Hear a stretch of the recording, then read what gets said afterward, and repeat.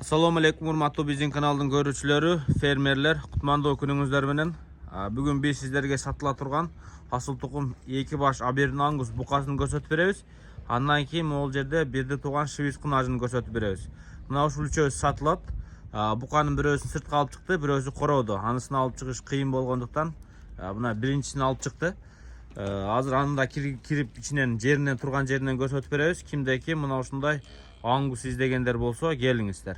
Чыгарылышты баштай берели. Мен өзүм тааныштырам. Ээси мага телефон аркылуу толук маалыматты берди. Ээси айткандай кылып биз сиздерге жеткизип беребиз. Могу швиц кунажын бирди тууган. Азыр кысыр букадан качкан эмес. Каалагандар күтүп, гүлөгөнүн күтүп качырып алса болот. Бирок азыр эти эттүү. Канча айдан бери турат? 5 ай.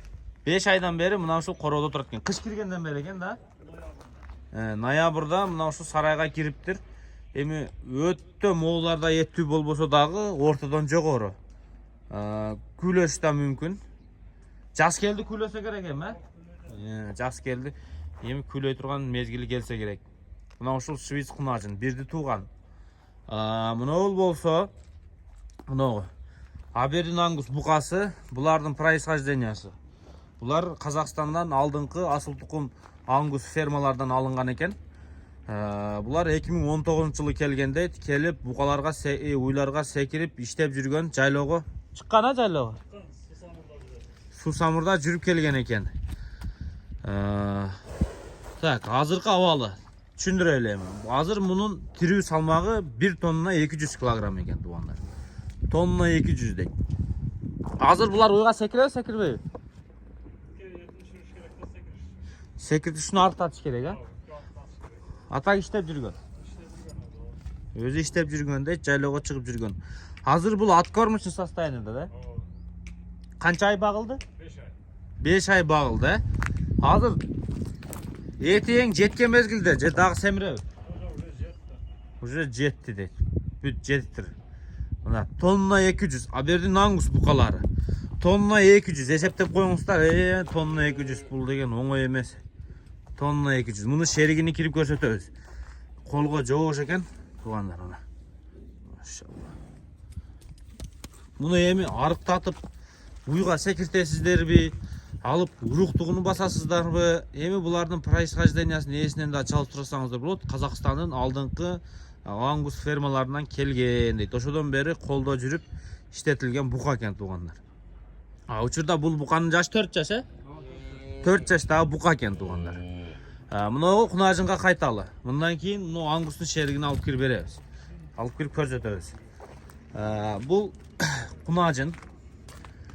Мына өзүнүн өңүнү көрүп турасыздар. Швиц. Бул дагы жайлоого жүрүп келгенби? Жайлоого жүрүп келди да. Бул да жайлоого жүрүп келиптир. Шептер. Мына ушундай экен мунун. Бирди тууган, мунун муздоосу торпогуда ичкетте короодо турат. Келгендер болсо көрсөтүп кое берет эми. Атак мына өзүңүздөр көрдүңүздөр. Жайлоо жүрүп келген үйдөгү кол швиц кунажын бирди тууган. Экинчиси качалек. Буйруса өзүңүздөр качырып аласыздар. Сүтүнү эми билбейм, азыр бул байытылган экен, мына көрүп турасыздарбы? Сүтү жок. Сүтү жок туугандар. Баласы чоң экен. Баласы чоң. Азыр бааларына келели. Негизи аңгусту өзүңүздөр көрүп турасыздар. Булар эт багытындагы дүйнөдөгү эң алдыңкы порода. Өзүңүздөр муну өтө жакшы билесиздер. Кыргызстанда азыр мына ушул аңгустар менен чарба уйларды ассимиляция кылып, популяризациясы жүрүп атат. Анткени минималдуу түрдө этке иштегенде деле өзүңүздөр билесиздер. 1 тонна 200, 600 килограмм чыгат, андан көп чыгат, Андан көп чыгат эт. Канчалык семиз болсо пайыз көбөйө берет, Эт чыгуу мүмкүнчүлүгү пайызы вероятность көбөйөт. Мына этчилер өзүңүздөр билесиздер. Өлдү дегенде мына өтө чоң суммада акча берет этке урганда деле. Бул бука менен аркы шерик буканын баасын 350 000 сомдон коюптур. Туугандар, негизи буларды тирүү салмакка же тушага эсептесеңиздер деле ошого бир аз жакыныраак баа болот. Өзүңүздөр түшүндүңүздөр. Неге аңгус кымбат, ордуна 4 бука алам дегендерге өзүңүздөр мына салмагы эсептегенде деле түшүнүп кое бериңиздер. Тонна 200 дейт. Жалтырап жаман семириптир. Азыр içine gireylik, içine girip göreyle ekинчи буканы. Mынау екінші бұқа. Гигант бұқа. Арқаға қарағанда бойлары да чоңырақ, бұның салмағы да көбірек деді. Көбірек бұлар. Бұл мынау ушул экөө бирдей киргизилген экен аткорумга. Экөө тең Казакстандан келген жана буканын эле шериги. Бул дагы жайлоодо жүргөн, аркы бука эмнени көрсө бул дагы ошону көргөн дейт туугандар. Бирок муну жашы 1 жаш чоң дедиңиз, э? Бул 5 жаш болду. Бул 5 жаш экен. Бул да уруктукка иштеп жүргөндөр. Азыр этке даяр, булч. Этке даяр.